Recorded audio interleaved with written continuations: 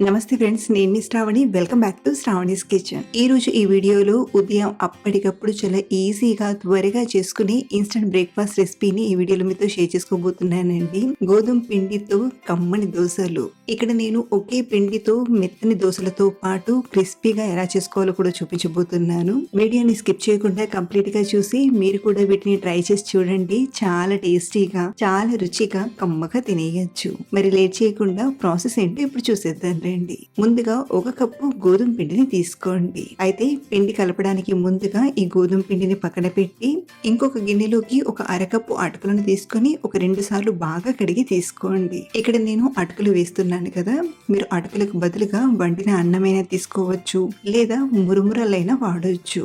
ఇలా కడిగాక ఇందులోకి 1-2 టేబుల్ స్పూన్ల నీళ్ళని వేసి ఒక 3-4 నిమిషాలు నానబెట్టండి. అటుకులు కాస్త నానాక మిక్సీ గిన్నెలోకి తీసుకోండి. అటుకులు కొంచెం సాఫ్ట్గా అయితే గ్రైండ్ చేసినప్పుడు మెత్తగా అయిపోతాయి. ఇందులోనే మంచి రుచి కోసం 1/2 టీ స్పూన్ జీలకర్రను, అలాగే ఒక 2-3 టేబుల్ స్పూన్ల పెరుగుని తీసుకోండి. కప్పు కొలతతో అయితే మనం ఏ కప్పుతో అయితే గోధుమ పిండిని తీసుకుంటామో అదే కప్పుతో ఒక 1/2 కప్పు పెరుగుని తీసుకుంటే సరిపోతుంది. అలాగే పెరుగు కొంచెం పుల్లటి పెరుగు అయితే దోశలు చక్కగా మంచి రుచిగా వస్తాయి.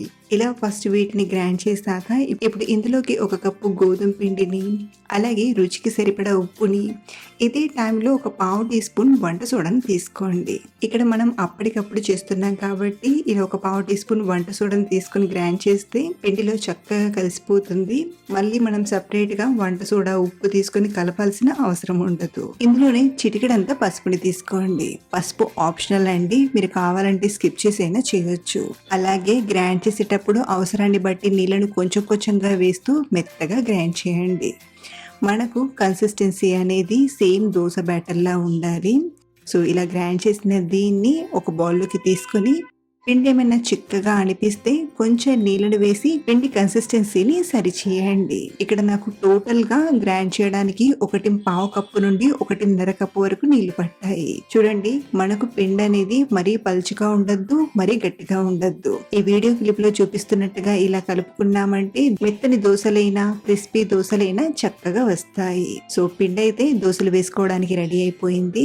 ఇప్పుడు దోశలు వేయడానికి స్టవ్ ఆన్ చేసి ప్యాన్ ని తీసుకొని ఫస్ట్ దోశ వేసేటప్పుడు ముందుగా కొంచెం ఆయిల్ వేసి టిష్యూ పేపర్ తో గానీ లేదా ఉల్లిపాయతో గానీ రుద్దామంటే దోశలు అతుక్కోకుండా వస్తాయి. ప్యాన్ చక్కగా వేడయ్యాక మనం కలిపి పెట్టిన పిండిని 1-1.5 గరిటెడు పిండిని తీసుకొని మరీ దోశలా పల్చగా కాకుండా పైపైన కొంచెం ఇలా రౌండ్ గా అనండి.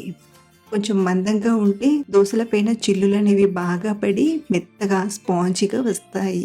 అలాగే మనం ఇలా దోశ వేసేటప్పుడు ప్యాన్ వేడిగా ఉండాలి. హై ఫ్లేమ్ లోనే 1 నిమిషం పాటు ఉడికించామంటే దోశ పైన హోల్స్ అనేవి చక్కగా వస్తాయి.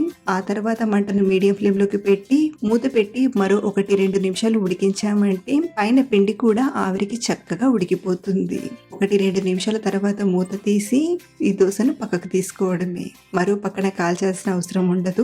మీరు కావాలంటే మరో పక్కకి తిప్పి అటు కూడా కాల్చి తీసుకోవచ్చు. ఇక్కడ మనం మూత పెట్టి ఉడికించాం కాబట్టి ఆవిరిపైనే చక్కగా ఉడికిపోతుంది.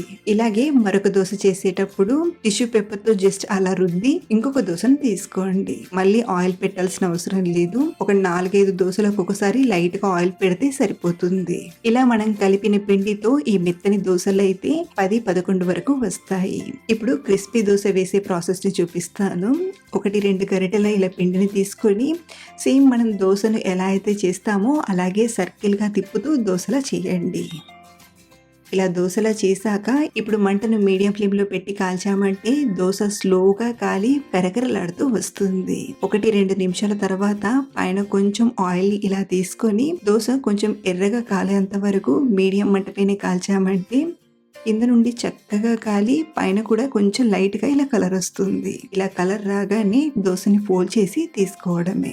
గోధుమ పిండితో చేసినప్పటికీ క్రిస్పీ దోశలు మంచి రుచిగా కరకరలాడుతూ వస్తాయి. అలాగే ఈ దోశల్లోకి రుచికరమైన బ్రేక్ఫాస్ట్ చట్నీ రెసిపీస్ లింక్స్ అన్ని డిస్క్రిప్షన్ లో పెడతాను, ఒకసారి చూడండి. వీటిని చట్నీతో తింటూ లైట్ గా ఉల్లిపాయను నంచుకుని తిన్నామంటే చాలా బాగుంటాయి.